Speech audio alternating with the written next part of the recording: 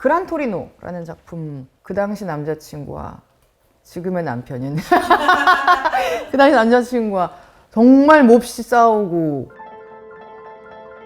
안녕, 왓챠피디야. 안녕하세요. 저는 배우 김실록입니다. 전주에서 뵙고 있어요. 반갑습니다. 개막식 사회를 보게 됐어요. 서현우 배우랑 둘이 사회를 봤고요. 그리고 당신의 맛이라고 하는 드라마에 제가 출연을 했는데, 월화 드라마인데요. 드라마로서는 처음으로 전국제영화제에서 이렇게 상영하고 GV도 갖게 돼가지고 그거 하러 왔습니다. 당신의 맛은 지방에 있는 작은 식당에 요리의 진심인 셰프, 레시피 사냥꾼인 대기업 아들, 국밥집에서 15년 동안 일한 에이스 직원, 그리고 지역에 있는 맛집의 철부지 아들, 이렇게 네 사람이 모여서 지지고 볶으면서 서로의 당신의 맛을 발견해가는 이야기. 지역의 작은 식당에서 서로의 맛을 알아가는 키친타카 로맨틱 코미디. 물짜장. 아는 것 같았는데 모르는 맛이고, 언젠가 본 것 같은데 처음 보았고, 먹어봤는데 예상과 정말 다른 맛이었어요. 그리고 되게 맛있습니다.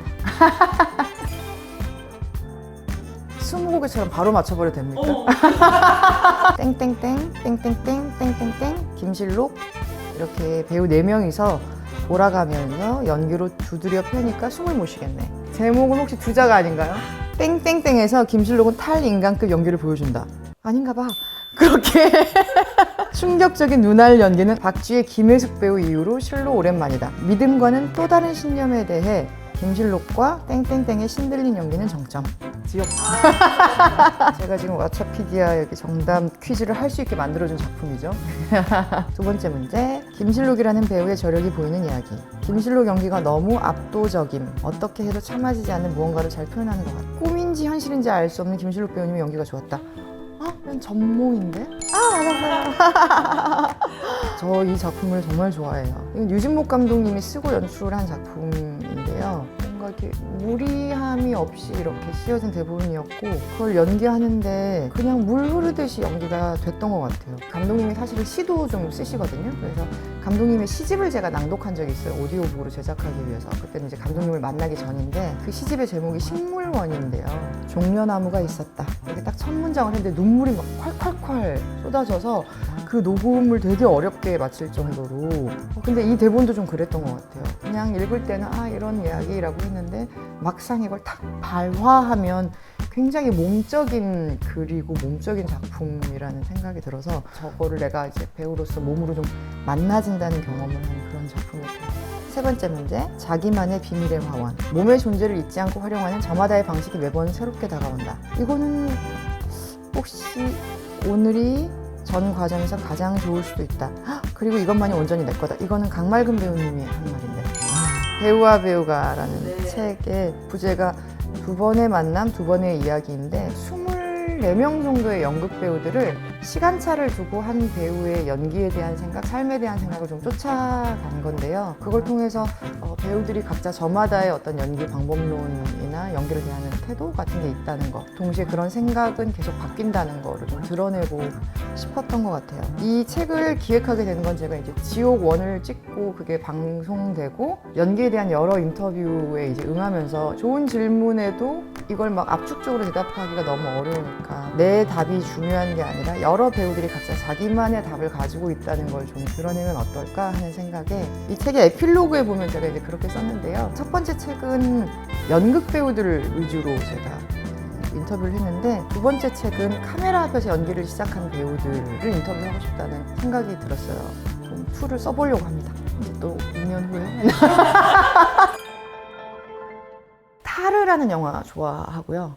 일단 케이트 블란쳇을 좋아하고, 아주 순간적인 작은 선택들, 그리고 작은 뉘앙스들, 정점에 있던 여성 지휘자가 이렇게 확 몰락해가는 과정.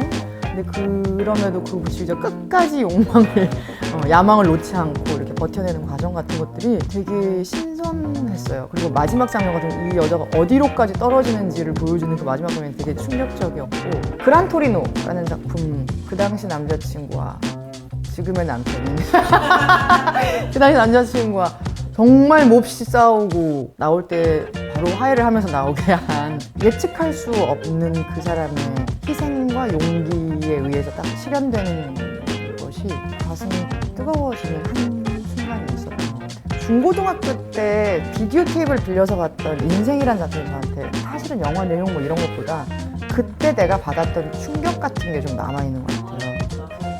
예, 그 감상 같은 게 좀 남아있고 중심 등장인물도 아니고 그냥 그 마을에 잘 살던 의사가 있었어요. 나이가 좀 있는. 이제 문화혁명에서 반동문자 같은 거 요거다가 목에 편말 같은 거 차고 되게 구타당하고 이렇게 힘든 시간 겪다가 문화혁명이 끝나고 되게 몇 날 며칠 굶던 사람이 어느 식당 같은 데 들어와가지고 만두를 얻어 먹어요. 그 사람이 그 만두를 먹을 때 너무 다행이다, 잘 됐다 이런 마음이 들었는데 그 만두 먹고 그 자리에서 이제 너무 많이 먹어서 배가 터져서 돌아가세요. 그때 내가 아주 짧은 순간에 어머 저 사람 되게 착한 사람인데 학대당해서 너무 안 됐다. 그러다가 이렇게 구제돼서 다행이다. 저 만두 먹어서 다행이다 하는 그걸로 죽고 이러는 것이 그냥 되게 그 인생의 짧은 아이러니 같은 거 막 보는 중고등학교 때의 충격?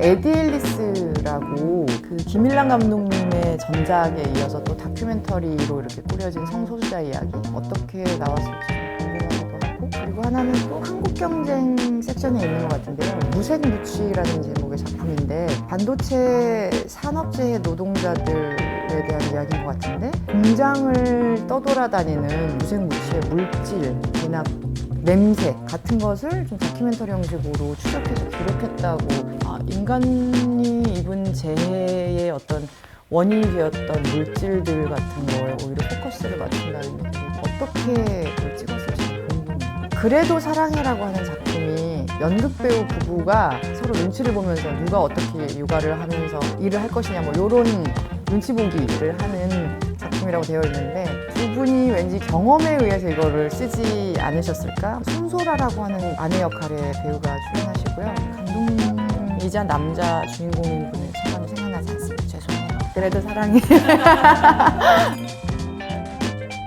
올해 영화제에 이희준 배우님이 감독으로 지금 자리하고 계시고 또 이정현 배우님도 감독으로 지금 첫 영화를 찍어서 두 분 배우님의 감독으로서의 행복도 좀 궁금했고요. 그리고 무엇보다 당신의 맛에 출연한 우리 강하늘 배우님. 요새 야당이 얼마나 잘 되고 있습니까? 고민시 배우님, 월드스타 고민시 슈퍼스타. 유수빈 배우님 지금 약한 영웅 2 최요만 학생회장으로. 네, 이 세 명의 배우는 너무 시청자로서도 너무 기대되고 동료 배우로서도 너무 존경하고 사랑하는 배우입니다.